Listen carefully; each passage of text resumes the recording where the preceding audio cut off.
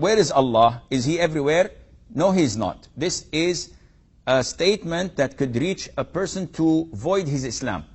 Allah Azza wa Jal is on His throne, is over His throne, on the seventh heaven, and subhanahu wa ta'ala is not in need of any of His creation, and Allah Azza wa Jal cannot be incubated or surrounded by any of His creation, subhanahu wa ta'ala.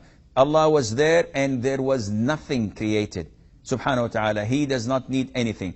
To say that Allah is everywhere like a lot of the ignorance do, those ignorance we have to speak to them and clarify it to them because they don't know.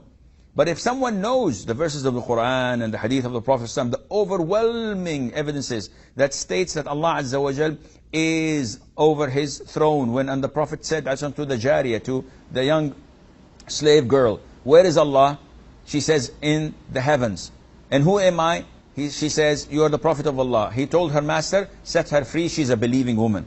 When Allah Azza wa Jal tells us that to Allah Azza wa Jal goes up the good words, and from Him comes down the decrees.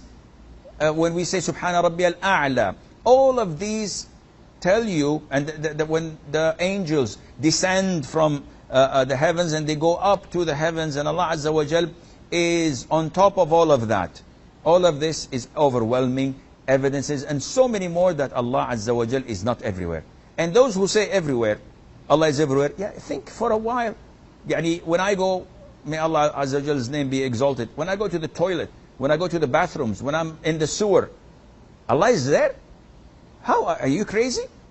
Allah Azza wa Jal is greater than all what you can comprehend or understand. So you have to believe that this statement is blasphemy, to say that Allah Azza wa Jal is everywhere. And finally, Humayra says that her husband wants to do i'tikaf, in short, and she's alone with her child in the house. And it is scary for her to go and take food to him and come back at 3 a.m. when Fajr is. The answer is, you do not leave the house.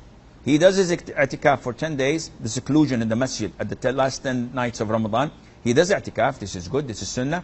And he's allowed to come out to answer the call of nature, to have a meal, to take a shower and go back. But he does not socialize and sit and talk and chit-chat. He does what he needs to do and go back to the masjid without any form of intimacy. And with this, we come to the conclusion of our episode of Ask Huda. Until I meet you on Friday next week, inshallah, I leave you fi amanillah. Wassalamu alaikum wa rahmatullahi wa barakatuh. Your mercy is what I beseech. Keep in my heart your remembrance, and in your deen allow me to advance. Help me in my quest. Permit me to pass the